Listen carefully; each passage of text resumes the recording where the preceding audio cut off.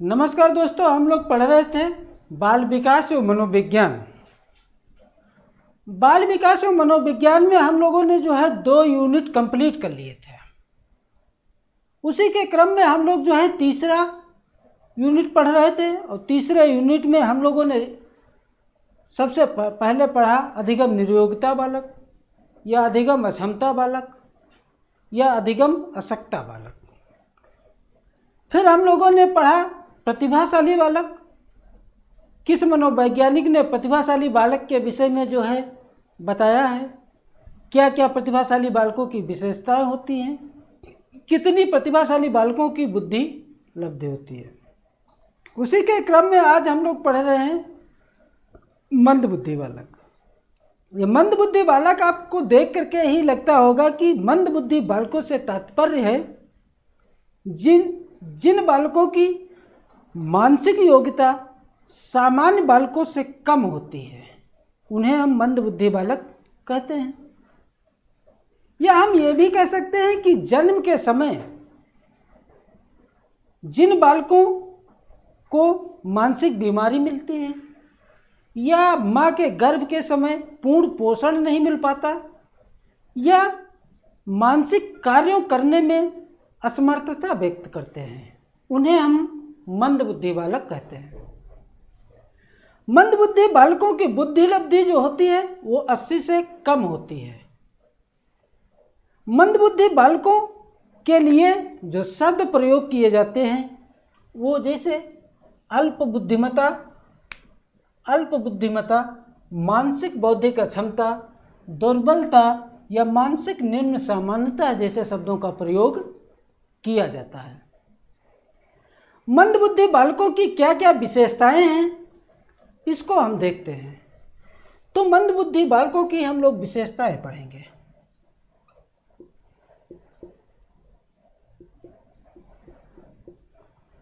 मंदबुद्धि बालकों की विशेषताएं। पहली विशेषता इसमें है कि मंदबुद्धि जो बालक होते हैं वो कार्य और कारण में अजीबो-गरीबो धारणाएं बना लेते हैं। यानी जो मंदबुद्धि बालक होते हैं वो कार्य और कारण में अजीबो-गरीबो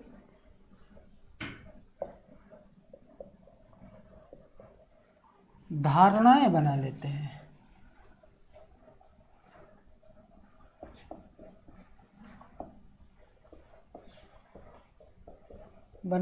हैं। यानी जो मंदबुद्धि बालक होते हैं वो कार्य और कारण में अजीबो-गरीबो धारणाएं बना लेते हैं। दूसरी विशेषता है कि जो मंदबुद्धि बालक होते हैं वो सीखी गई बात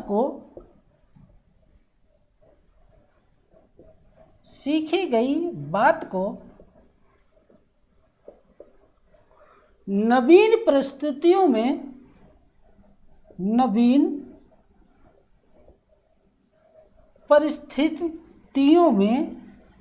परिस्थितियों में प्रस्तुत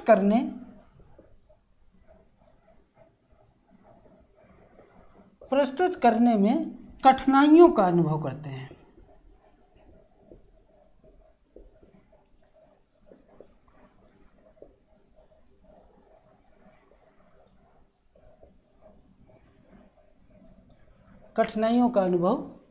हैं। अगली क्या विशेषता है मंदबुद्धि बालकों की? तो जो मंदबुद्धि बालक होते हैं इनमें आत्मविश्वास में कमी होती है। आत्मविश्वास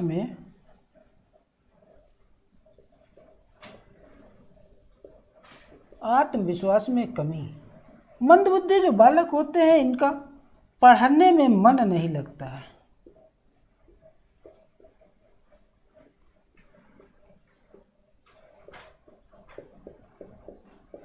जो मंदबुद्धि बालक होते हैं इनका पढ़ने में मन नहीं लगता है। अगली क्या विशेषता है?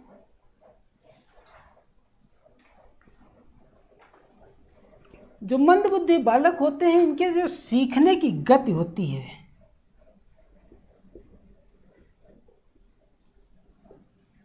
सीखने की गति मंद होती है। मंद बुद्धि बालकों के सीखने की गति मंद होती है। अगली विशेषता है कि ऐसे बालक, यानी जो मंद बुद्धि बालक होते हैं, ऐसे बालक व्यक्तियों व परिजनों की चिंता बिल्कुल नहीं करते हैं। व्यक्तियों एवं परिजनों की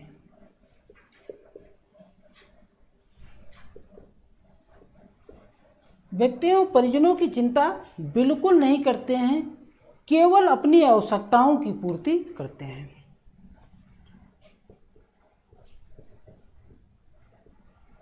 केवल अपनी आवश्यकताओं को की पूर्ति करते हैं। यानी व्यक्ति व समाज की ऐसे बालक चिंता नहीं करते हैं। आपका 100 रुपये का काम बिगड़ जाए, इससे उनका कोई लेना देना नहीं है। उनका अगर जो 10 रुपये का फायदा होता है, उनकी केवल ज़रूरत पूरी होती है, तो वो मंद बुद्धि बालक कहलाते हैं। अगली विशेषता ये है कि ये जो मंद बुद्धि बालक होते हैं, इनकी जो बुद्धि लब्धि होती है वो 80 से कम होती है। बुद्धि लब्धि 80 से कम होती है। ऐसे बालकों की बुद्धि लब्धि 80 से कम होते हैं। लेकिन पिछले सीटेट में एक क्वेश्चन पूछा गया, और वो क्वेश्चन ये था कि क्रो एंड क्रो के अनुसार मंद बुद्धि बालकों की बुद्धि लब्धि कितनी होती है। क्वेश्चन पूछा गया था कि क्रो एंड क्रो के अनुसार मंद बुद्धि बालकों की बुद्धि लब्धि कितनी होती है, और आपके ऑप्शन होते हैं 70, 60, 80, 90, और लोगों ने अधिकतर जो है 80 ही लगाया। लेकिन ये 80 आपका क्वेश्चन होता है गलत, क्योंकि यहाँ किसी एक मनोवैज्ञानिक के विशेष के उसमें पूछा गया था। यदि आपसे ऑप्शन किसी एक व्यक्ति के विषय में पूछा जाए तो एक व्यक्ति के ही विषय में आपको ऑप्शन चुनना है। तो क्रो एंड क्रो एक ऐसे मनोवैज्ञानिक हैं जिन्होंने मंद बुद्धि बालकों की जो बुद्धि लब्धि मानी है वो 70 से कम मानी है, और आपका ऑप्शन सही होता था फर्स्ट वाला। एक मनोवैज्ञानिक वुडवर्ड हैं, इन्होंने बताया कि जो मंद बुद्धि बालक हैं, इनको पढ़ाने के लिए अध्यापक को मूर्त वस्तुओं का प्रयोग करना चाहिए, क्योंकि मूर्त वस्तुओं के ही द्वारा बालक आसानी से कोई चीज़ सीख सकते हैं। इसलिए अध्यापक को चाहिए कि कक्षा में मूर्त वस्तुओं का प्रयोग करें। इस प्रकार हम लोगों ने आज पढ़ा मंद बुद्धि बालक और उसकी क्या क्या विशेषताएं हैं।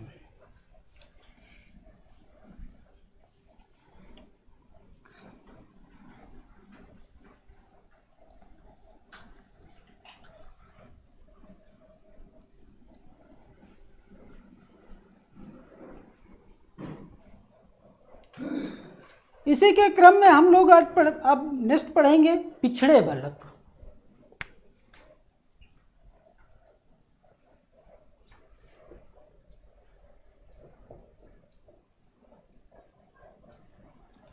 पिछड़े बालक।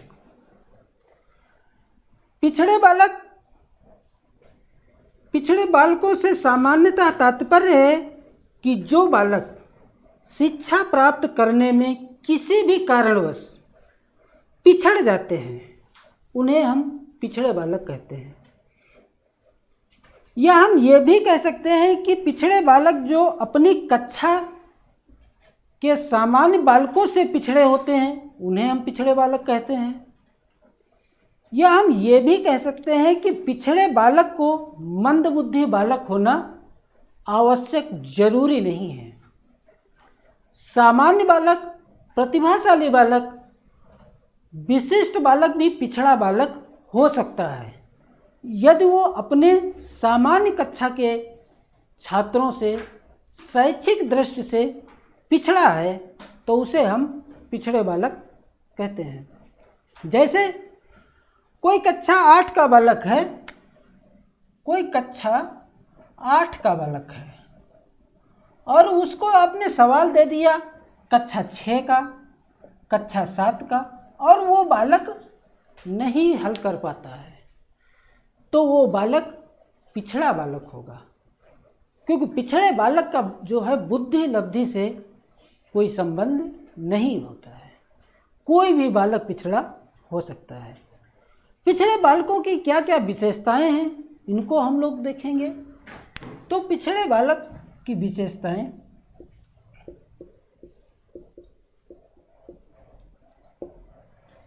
पिछड़े बालकों की क्या क्या विशेषताएं हैं।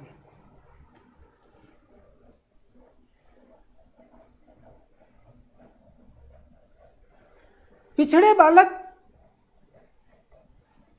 हम उनको कह सकते हैं, यानी ऐसे बालक जो कक्षा का कार्य व गृह कार्य समुचित ढंग से करने में असमर्थ रहते हैं। यानी पिछड़े बालक वे बालक होते हैं जो कक्षा कार्य व गृह कार्य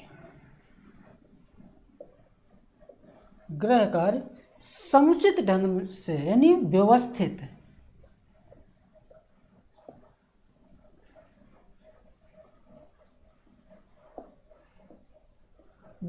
ढंग से करने में असमर्थ रहते हैं, उन्हें हम पिछड़े बालक कहते हैं। अगली क्या विशेषता है, यानी ऐसे बालक जो विद्यालय में सामान्य पाठ्यक्रम तथा शिक्षण विधियों का लाभ उठाने में से वंचित रहते हैं। यानी पिछड़े बालक जो होते हैं वो सामान्य पाठ्यक्रम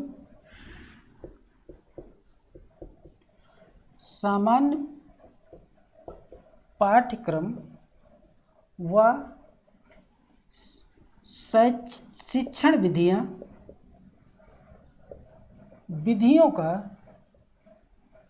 शिक्षण विधियों का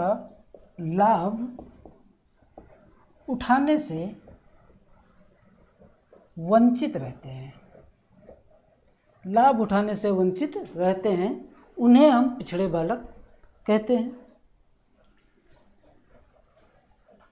हम पिछड़े बालक ऐसे बालकों को भी कह सकते हैं जो जिन बालकों में जीवन के प्रति निराशा रहती है। यानी पिछड़े जो बालक होते हैं इनको जीवन के प्रति निराशा रहती है।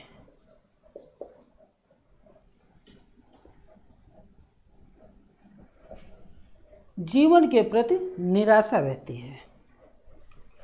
पिछड़े बालक हम ऐसे बालकों को भी कहते हैं जो मानसिक रूप से अस्वस्थ रहते हैं। यानी जो मानसिक रूप से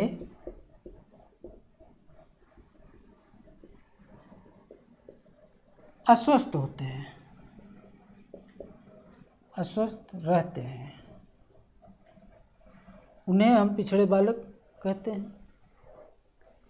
या हम अगली विशेषता देखें तो ऐसे बालक जो असमायोजित व्यवहार करते हैं उन्हें हम पिछड़े बालक कहते हैं।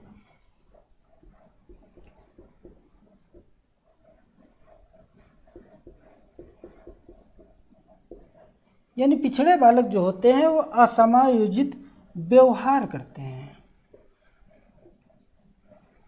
बहुत छोटी सी बात के लिए एक दूसरे से झगड़ा करना, मारपीट कर देना, किसी बात को लेकर के बहुत उग्र हो जाना, किसी को फालतू परेशान करना, तो इनकी गिनती हम पिछड़े बालकों में करते हैं। एक आप नोट करके लिख लीजिए कि पिछड़े बालकों को सिखाने के लिए क्या उपाय करने चाहिए। तो आप नोट करके लिख लीजिए कि जो पिछड़े बालक हों उन्हें सिखाने के लिए अध्यापक को श्रव्य दृश्य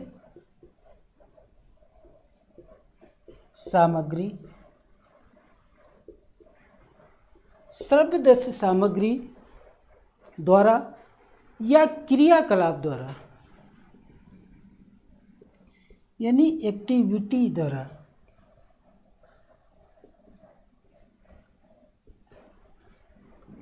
श्रव्य सामग्री द्वारा या क्रियाकलाप द्वारा या खेल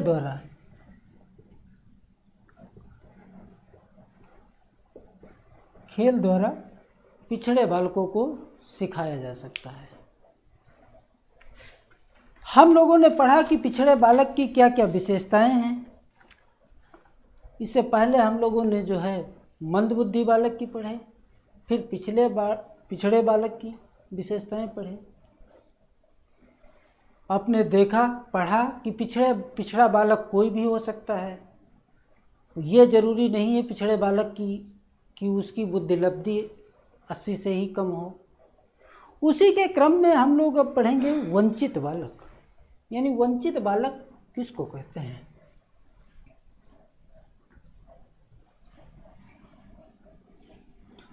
और जब ये सारे बालकों की हम चर्चा कर लेंगे, उसके बाद में हम एक दिन आपकी वीडियो बनाएंगे और केवल प्रश्नों पे ही वीडियो होगी। हम चर्चा करेंगे कि किस प्रकार से जो है प्रश्न पूछे जाते हैं। तो हम लोग पढ़ेंगे वंचित बालक।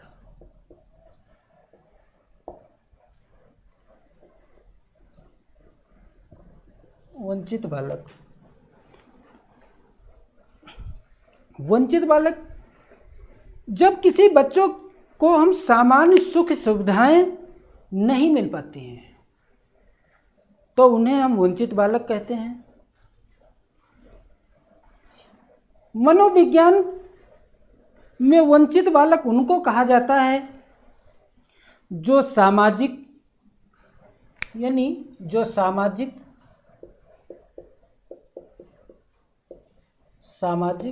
आर्थिक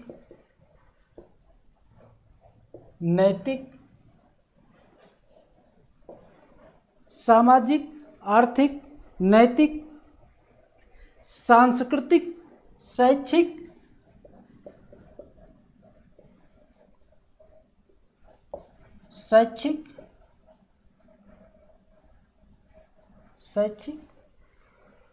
दृष्टि से अलाभान्वित होते हैं। यानी इसका लाभ उठाने से वंचित रहते हैं, उन्हें हम वंचित बालक कहते हैं। जैसे कोई दूर दराज क्षेत्र के रहने वाले बालक या आदिवासी लोग होते हैं तो वो सब जो है इनका जो है फायदा नहीं उठा पाते। यानी जो सरकार की योजनाएं होती हैं उनका वो लाभ नहीं उठा पाते हैं, इससे वो वंचित रह जाते हैं। इन्हें हम वंचित बालक कहते हैं। वंचित बालक की क्या क्या विशेषताएं हैं, हम 2-3 पॉइंट पे चर्चा करेंगे।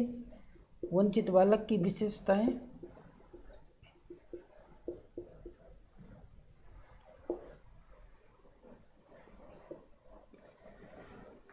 तो वंचित बालक भिन्न सामाजिक आर्थिक स्तर के परिवार के सदस्य ही होते हैं। यानी ये जो वंचित बालक होते हैं ये भिन्न का मतलब अलग, ये भिन्न सामाजिक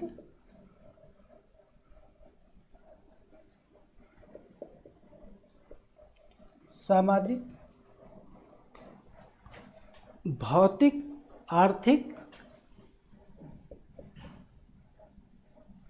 सामाजिक आर्थिक स्तर के परिवार के ही सदस्य होते हैं।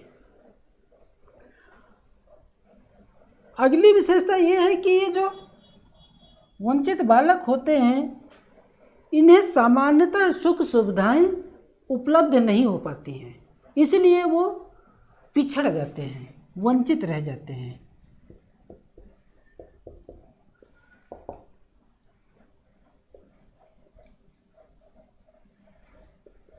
सामान्यतः सुख सुविधाएं उपलब्ध नहीं हो पाती हैं, इसलिए वो वंचित बालक होते हैं। अगली विशेषता ये है कि वंचित बालक अपने आप को हीन व कमजोर समझते हैं, क्योंकि जो वंचित बालक होते हैं ये अपने आप को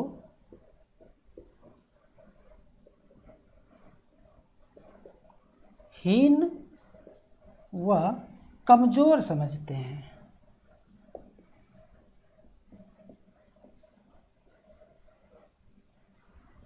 हीन व कमजोर समझते हैं, इन्हें हम वंचित बालक कहते हैं।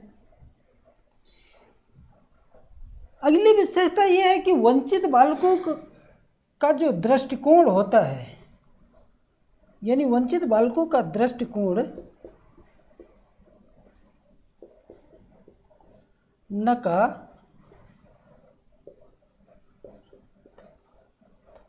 नकारात्मकता का शिकार होता है। नकारात्मकता का शिकार होता है, उन्हें हम वंचित बालक कहते हैं।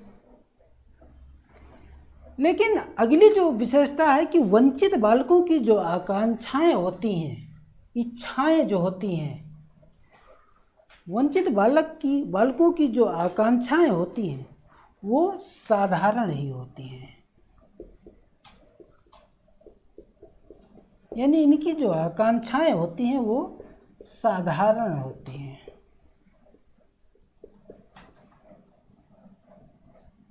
साधारण होती हैं। इस प्रकार आज हम लोगों ने जो है 3 प्रकार के बालकों पे चर्चा कर लिया। प्रतिभाशाली बालक पहले ही पढ़ चुके थे, फिर पढ़े मंदबुद्धि बालक, फिर जो है पिछड़े बालक, और फिर अब पढ़े वंचित बालक। इसी के क्रम में जो है जो समस्यात्मक बालक और दिव्यांग बालक रह गए हैं, इन पे जो है हम लोग जो है नेक्स्ट वीडियो में चर्चा करेंगे, और उसके बाद में यहाँ से जो प्रश्न बनते हैं उनकी चर्चा करेंगे। बच्चों, यदि मेरा वीडियो आप लोगों को पसंद आए तो इसे लाइक व शेयर सब्सक्राइब अवश्य करें। Thank you.